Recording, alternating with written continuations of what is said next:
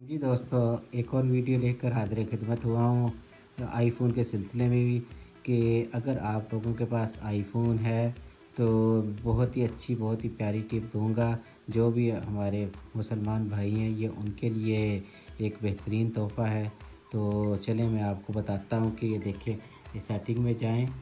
Setting में जाने के बाद आप जो है नीचे जाते जाएँ। ये आपको नज़र आ रहा होगा जो है कैलेंडर खोलें। कैलेंडर खोलने के बाद आप नीचे जाएं तो ये देखिए, ये अल्टरनेटिव कैलेंडर आपको नज़र आ रहा है। इसको आप क्लिक करें। क्लिक करने के बाद ये देखिए मुख्तलिफ़ किस्म के कैलेंडर नज़र आ रहे हैं। इसके नीचे सबसे नीचे जो है इस्लामिक कैलेंडर लिखा हुआ है, इसको क्लिक करें तो आप वापस बाहर जाएं और ये देखिए इसको एक दफ़ा बंद करें।